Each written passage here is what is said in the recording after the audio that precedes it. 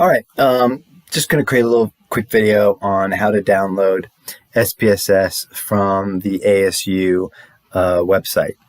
Very easy. SPSS is arguably, all the data suggests, the most popular statistical software.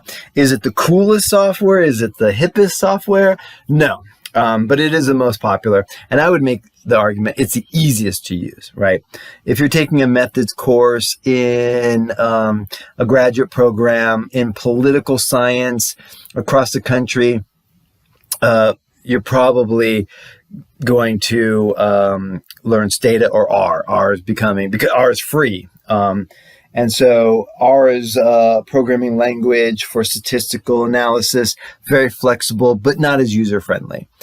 Excel can do a lot of what SPSS can do, but it's not as user-friendly. But Excel is a great data managing software, I think. Often I will enter information in Excel and then analyze it in SPSS or Stata. Stata and R are great because there are some great little packages that are written by, very established, well-known statisticians or political scientists for particular analytical problems or techniques, and you can import those and use them. Again, right, you don't know if they're working properly. You take the word for that project by that person, but for the most part, they're well tested and very useful. So SPSS is not cool and hip, but it is the most popular. And I think if you plan on teaching let's say an undergraduate class somewhere, it's likely that SPSS would be useful in that it's very user-friendly, and most institutions provide access to SPSS for its students because they know that they come from various fields. And SPSS is so popular. SAS, when I was in political science, I was first trained in SAS, and SAS is still very prominent among business, in the business industry. Right, but SPSS is very, very useful. The ASU website did not provide the system requirement information, but I went to IBM and looked at the system requirements for the grad pack. It's pretty modest. I downloaded the ASU system, the SPSS from their system on my older, slower, cheaper computer, a laptop, and it, boom, worked perfectly fine. The only time I've ever run into a problem where a student could not download and install SPSS was if they had a Chromebook or any kind of laptop that doesn't actually have a physical hard drive.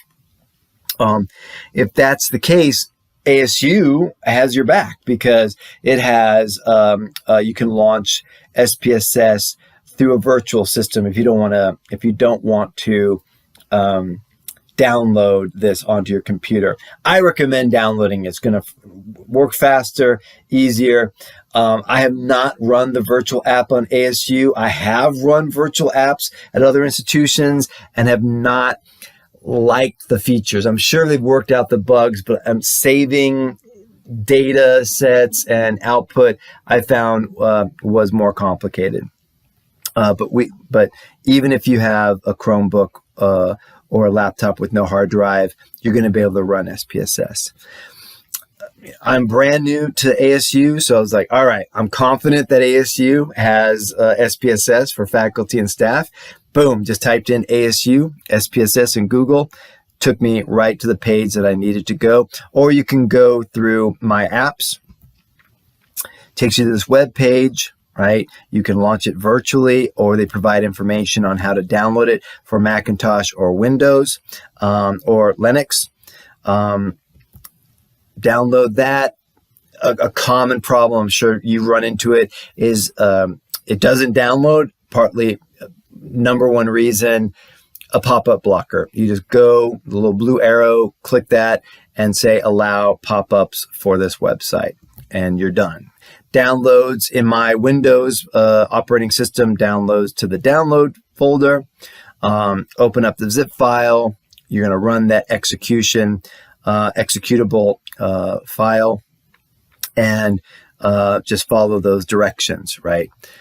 You also need the license number. Once you install SPSS, the license wizard will pop up. And you're going to need the license number, right? So download the SPSS license. Again, it downloads a zip file to your download folder. If you scroll down, I'm going to post this on YouTube. So I'm not displaying the access codes, right? But if you scroll down the PDF, you're going to get the access code. They actually have an access code for SPSS 29. I did not see SPSS 29 as an option to download, right? But they have a code for it. So copy the appropriate code for the program that you have downloaded, 27, 28, or if you find that they now have 29, then download SPS 29.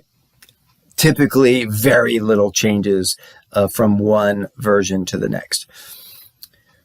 In the launch license launch wizard, you're going to click that blue button, click next, choose the authorized user license, the top one, click next. You're going to put in the appropriate code, click add, click next. Should get a green authorization succeeded, and you might see a bunch of things scroll by where they're installing various packages. When I teach at the undergraduate level, I will have students download or purchase, depending on the institution, or rent a very minimal system. But the ASU system is a complete system that does all the bells and whistles. Click finish, and you have SPSS installed on your system. It operates very similar to a spreadsheet program like Excel with pull-down menus, making it extremely intuitive and easy to use. And therefore, the reason why it's the most popular statistical software program in the United States and arguably probably the world. Congratulations, you now have SPSS on your computer and ready to do some of the techniques that we're going to be using to take a look at survey data.